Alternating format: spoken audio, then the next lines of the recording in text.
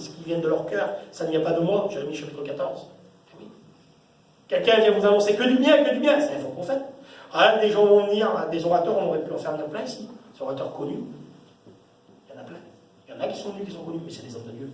Et on ne faut pas passer que des hommes de Dieu dans l'Assemblée.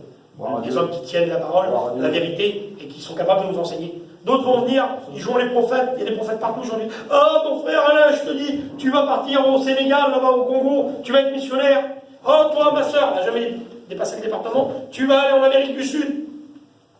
Que des biens, que des bénédictions, c'est des faux prophètes. Ça ne sert à rien.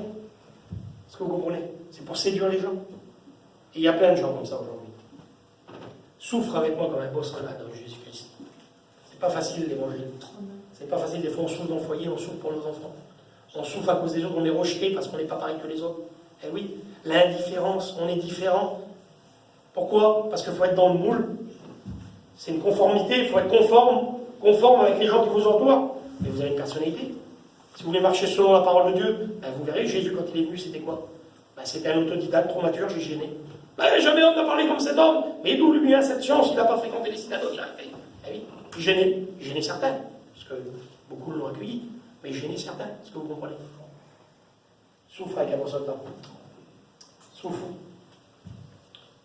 Tite 3, verset 1. Alors on va les lire. Tite 3, verset 1. Rappelle-leur d'être soumis aux magistrats et aux autorités, d'obéir, d'être prêts à toutes bonnes œuvres, de ne médire de personne, d'être pacifique, modéré, plein de douceur envers tous les hommes. C'est des rappels. Rappelle-leur.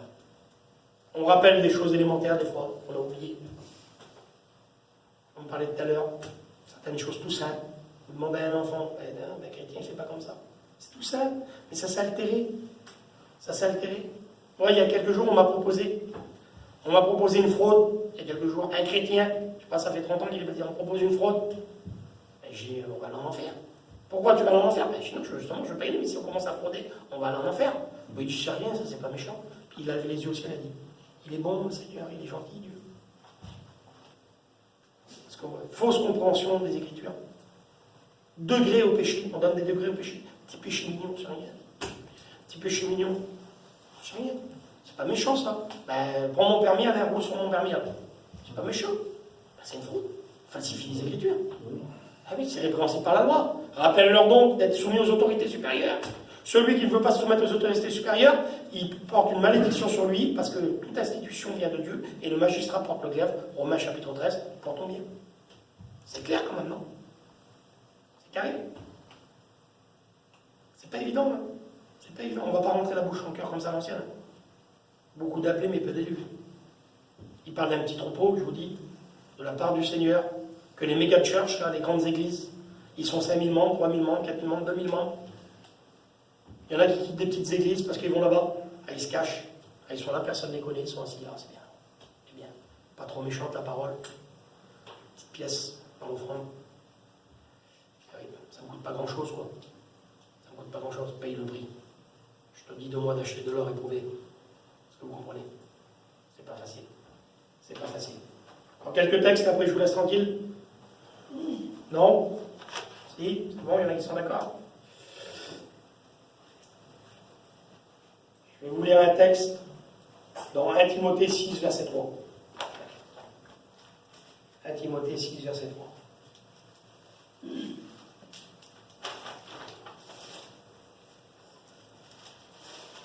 Gloire à Dieu. Si quelqu'un enseigne de fausses doctrines et ne s'attache pas aux saintes paroles de notre Seigneur Jésus-Christ et à la doctrine qui est selon la piété, il est enflé d'orgueil, il ne sait rien, il a la maladie des questions oiseuses et les disputes de mots, d'où naissent l'envie, les querelles, les calomnies, les mauvais soupçons, les vaines discussions d'hommes corrompus d'entendement, privés de la vérité. On parlait de la vérité tout à l'heure. Marcher sur la vérité. Là, ils sont privés de la vérité et croyant que la piété est une source de gain. Enfin, c'est tout ça. Marquez là, vous avez compris ou pas? Oui, je relis, je ne vais pas vous lire. Si quelqu'un enseigne de fausses doctrines, ne s'attache pas à la sainte parole de notre Seigneur. Fausses doctrines, les faux docteurs. L'hypergrâce. Aujourd'hui, vous en parlerez de l'hypergrâce. On n'est plus sous la grâce, on est sous l'hypergrâce. Oui, ce que je vous parlais tout à l'heure, une petite fraude. C'est l'hypergrâce. Hyper, en grec, c'est plus que super. Vous avez vu, il y a des supermarchés, puis il y a les hypermarchés, c'est plus au-dessus. Donc c'est plus la grâce, c'est l'hypergrâce. Voilà. C'est tout. Si demain il y a un condamné à mort et puis qu'on lui fait grâce, le président lui fait grâce, c'est pas pour qu'il recommence. Il lui a fait une grâce, c'est un cadeau. Et après, il faut qu'il marche selon l'autorité de son pays. Et bien Dieu vous a fait grâce à travers le sang de Jésus-Christ. Amen. C'est la grâce, ça, c'était pas mérité. Jésus, il est mort pour nous, c'était pas mérité. Est-ce que vous comprenez? Mais après, il faut marcher d'une manière digne. Alléluia. Bien sûr, comme j'ai dit tout à l'heure, ça peut arriver. Il n'y a pas de problème, moi je ne suis pas exempt. Ça m'a déjà arrivé aussi, j'ai été chrétien, jeune chrétien, et puis, est-ce que vous comprenez? Mais maintenant, vivre dans le péché, pratiquer le péché, c'est quand même quelque chose de grave. La Bible, vous savez comment on appelle ça? Jésus les appelle les hypocrites. Un hypocrite, c'est quelqu'un qui porte un masque. C'était, dans le mot grec, c'est un hypocrite, c'est une scène de théâtre, une petite scénette, c'est un comédien. Un hypocrite, c'est un comédien. Il dit hypocrite, il dit vous, à une certaine catégorie de personnes, il dit hypocrite que vous êtes, il dit, vous filtrez le moucheron, mais vous avalez le chameau. Est-ce que vous comprenez? Ah oui. Ah non, il ne faut pas faire ça, je suis chrétien, il ne faut pas faire ça. Bah, non. Puis de l'autre côté, on pratique quelque chose qui n'est pas à la gloire de Dieu quand même. Ah non, je ne me bats pas, mais je mens toute l'année. Je ne sais pas, hypocrite. Jésus dit un hypocrite. Eh oui, Jésus avait des paroles douces. Heureux les pauvres en esprit, heureux les débonnaires, ils hériteront la terre, heureux de Matthieu 5. Vous lisez plus loin dans Matthieu, qu'est-ce qu'il dit? Il dit malheur. Ils sont plus heureux, ces gens, ils sont malheureux. Malheur à celui qui fait ça, malheur à celui qui fait ça. Malheur à celui qui retranche un seul iota, malheur à celui. C'est plus le petit Jésus dans la crèche. Oui, Jésus il est ton sauveur, mais un jour il sera ton juge. Et comme je vous disais tout à l'heure, un jour il va nous juger. Ah oui. Alors je préfère vous dire des messages qui ne vont pas forcément vous faire sauter au plafond. Il y a des choses qui peuvent nourrir votre âme. Amen. Qui peuvent nourrir votre âme. Mais le Saint-Esprit rend témoignage à notre esprit que nous sommes enfants de Dieu. Est-ce que vous comprenez? Mais il y a un moment donné où on peut étouffer le Saint-Esprit. On est libre. On est libre, alors on ne veut plus.